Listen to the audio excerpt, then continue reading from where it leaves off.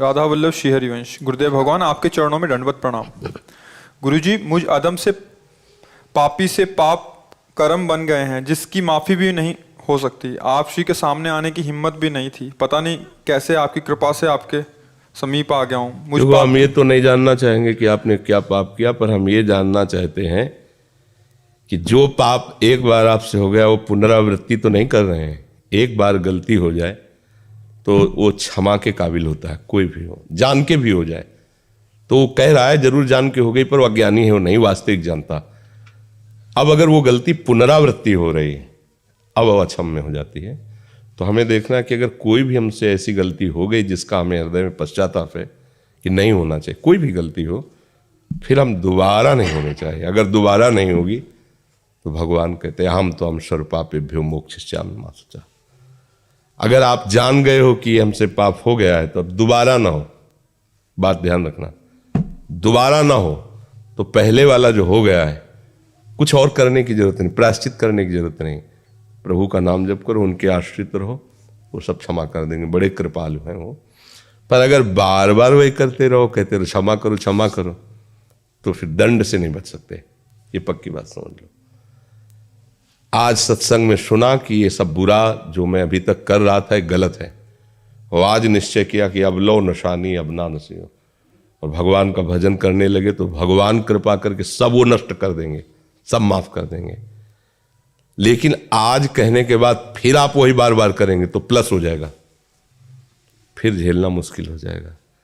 ये जो भगवत शरणागति से बचाव पक्ष है वो ये कि अवलव नशानी आज तक होता रहा। हे नाथ, आप ऐसा बल दीजिए कि दोबारा हमसे गलती ना हो। कोई भी गलती, खान पान व्यवहार, कुछ भी गलतियां किसी से भी हो सकती हैं, तो आगे से गलती ना करो। प्रायश्चित अंदर यही जो जलन हो रही है, आपको पछतावा हो रहा है, यही प्रायश्चित हो। नाम जप करो, प्रभु के आश्रित रहो, नाम जप नहीं हो रहा, नाम नहीं हो। कीर्तन करो, कीर्तन राधा राधा राधा राधा राधा। इसके लिए थोड़ी हमें मन की जरूरत है। होता नहीं कि हमारा मन प्रभु में नहीं लग रहा, वो तो बहुत अच्छे साधक हैं जो मन को लगाना चाहते हैं। मन नहीं लगा पर जबान राधा राधा राधा राधा राधा रा अहो वत्सो पचतो गरियान यज्ञ भाग्य वर्तते नाम तुभ्यम। अहो माने आश्चर्य की बात है कि वो चांडाल भी परम पूजनीय हो जाता है जिसकी जिह्वा पे हरि नाम हो। तो आपको तो राधा नाम मिला जो स्वयं हरि जपते हैं, तो राधा राधा जबान से बोलो। हमारा भजन नहीं होता, वो सिद्धों का भजन होता है। भजन के लिए प्रयत्न करना होता है। हम प्रयत्न करते करते, अभ्यास करते करते जब ऐसी स्थिति को होते तब भजन होने लगता है। जब होने लगता है तो फिर रुकता नहीं। जैसे दिल की धड़कन नहीं रुकती, ऐसे भजन नहीं रुकता। अभी तो हम शुरुआत कर रहे हैं ना, तो हमारा प्रयत्न होगा इसमें। राधा राधा राधा राधा राधा। अब कहते हमसे होता नहीं, वैसी बात नहीं। देखो, इसको प्रमाद में मत डालिए। आप में वाणी में सामर्थ्य है, आप वाणी जी गाइए, आप नाम कीर्तन कीजिए। माना जप में मन नहीं लगता, लेकिन राधा राधा बोलने में राधा राधा राधा राधा राधा राधा राधा हो रहा है भजन, तो होता ना। राधा वल्लभ श्री हरिवंश, राधा हो रहा है भजन। जरूरी माला से करें, जरूरी में बंद करके करें। भाई मंत्र का कीर्तन नहीं कर सकते, नाम का तो करें, और इसको बहुत धीरे से भी गुनगुना सकते हैं। किसी भी ध्वनि में फंसा लो, हमको भजन करना है, किसी भी ध्वनि में फंसा ले और अंदर ही अंदर गुनगुना रहे, अंदर अभी आनंद आए। पर हम लोग क्या प्रमादी हैं। कुछ लोगों को भ्रम रहता है कि साधु महात्माओं को भेंट दे देंगे, फल दे देंगे, वो आशीर्वाद दे देंगे। कुछ नहीं, सब नाटक है। बिना भजन के भव से तरना असंभव। बिल्कुल प्योर बात समझ लो। विनिश्चितम बदामिते नान्यथा वचांस में बारी मथे घत होए बर सिकता ते बर तेल बिनु हरि भजन। संतों की यही कृपा होती है कि हम उनके सामने बैठकर अपने मन के संशयों की निवृत्ति करें और उनकी आज्ञा का पालन करें। बकाया सब नाटक, बात समझ लेना। फल फूल और ये वो सब, ये तो एक व्यवहार है, इसमें कुछ नहीं है। पक्की बात समझ लेना। हाथ धरवाना, पैर छूना, ये सब एक व्यवहार है, कुछ नहीं है। आज्ञा का पालन न करो, कुछ नहीं होने वाला। आज्ञा का पालन करो तो सामने जाते ही उनकी दृष्टि पड़ेगी और आपको देखेंगे, और अंदर से जो उनका प्यार आपके प्रति उदय होगा वो आशीर्वाद है। तो वो जबान से नहीं कहा जाता, वो तुम्हारी आई हुई बाधाओं को ऐसे मिस के रख देगा, नष्ट करके रख देगा। आशीर्वाद मांगने की थोड़ी जरूरत है। आप चलो, जैसे बेटा है ना, तो माँ उसको कहती है कि भोजन पाले, देख ये हलवा ये पाल, और जब पा लेती है तो माँ का हृदय शीतल होता है, क्योंकि वो माँ है। पाया आपने, सुख माँ को हो रहा है। ऐसे ही गुरु को सुख होता है जब शिष्य उनकी आज्ञा पर भजन करता है, कल्याण उसका होगा, पर गुरु को आत्म शांति मिलती कि मेरे वचनों का आदर करने के कारण इस जीव का मंगल हो गया।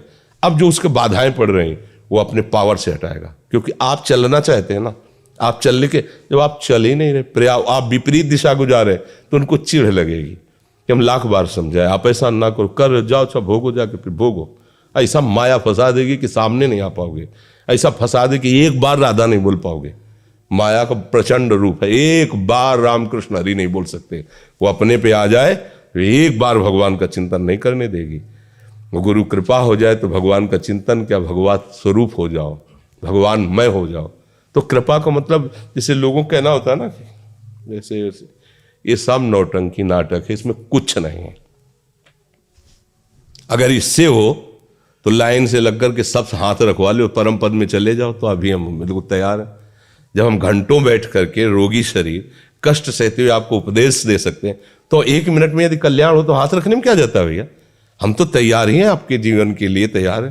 अब हमारा जीवन आपके लिए ही तो है। जो शास्त्रों का स्वाध्याय जो संत गुरुजनों से सुना, उस बात को शोध के अनुभव करके वो आपको बताए, तो हम बताएं कि भैया ऐसे सीधे रख दें। जब आपका मंगल ही करना है तो हम आपको क्यों कहे दौड़ भाग करो, अरे ऐसे मंगल होता है, ऐसे कुछ नहीं होता ऐसे। आज तक ये सब वो जो है वो अलग बात है व्यवहार की। आज्ञा पालन करो, अभी इसी क्षण से आपका मंगल प्रारंभ हो गया। आज्ञा पालन न करो तो सब इसे नाटक कहते हैं, माया का कुछ नहीं होता। एक बार संत कॉलोनी में थे तो एक हमारा नियम था, हमारे पैर नहीं, मतलब गुरुजनों के कुछ आदेश होते हैं जिनमें क्यों में नहीं किया है तब माना जाता है। तो गुरुजनों ने कहा कभी पैर मत छुआना, ये सब, कभी पंगत में बैठ के भोजन मत कर, कुछ ऐसे नियम दिए थे। तो वो आके एकदम पैर में लिपट गए। कहा भाई हमारी ऐसी नियमावली आपने क्यों तोड़ा, तो जानते थे वो ऐसा। अरे बोले फिर हम गृहस्थों कल्याण कैसे होगा। कहा ठीक बात है, अगर हमारे पैर पड़ने से तुम्हारा कल्याण हो जाता है तो हम आराम से खड़े हैं, आप जैसे चाहो पढ़ लो, लेकिन आज के बाद आपका नाम नहीं रुकना चाहिए, प्रभु का भजन नहीं छूटना चाहिए। अगर ऐसा नहीं तो फिर हम अगर प्रतिकूलता का संकल्प करेंगे तो तुम मतलब समझ लो तुम्हारे कर्म तुम्हें कहाँ पहुंचा रहे हो। अगर हम प्रतिकूलता का संकल्प कर लेंगे तो तुम्हारी हालत क्या होगी। अगर तुम्हारा कल्याण इससे होता है तो चरणामृत ले लो, चलो पियो, तुम परम पद में जाओ, हमें कोई परवाह नहीं। लेकिन इससे नहीं होता, नाम जब से होता। संतों ने कहा राम बोलो, हरि बोलो, कृष्ण। अब तुम्हें कुछ किसी के आशीर्वाद की जरूरत नहीं, बस उसमें लग जाओ, जो कुछ चाहिए वो अपने आप सब विधान कर देंगे भगवान, आप केवल लग जाओ। अब लगो ना तो ये सब नाटकबाजी, इससे इस पर हमें विश्वास नहीं। बचपन से हम इस पर चलना आपको पड़ेगा। बड़े बड़े सिद्धों के पास दर्शन किए, बातचीत, चलना आपको पड़ेगा। हमें उनसे क्या लाभ मिला, जो हम 10वें वर्ष नहीं समझ सकते थे वो 1 सेकंड में समझा दिया, बात हमारी समझ में आ गई और हमारे चलने के लिए अंदर उत्साह आ गया।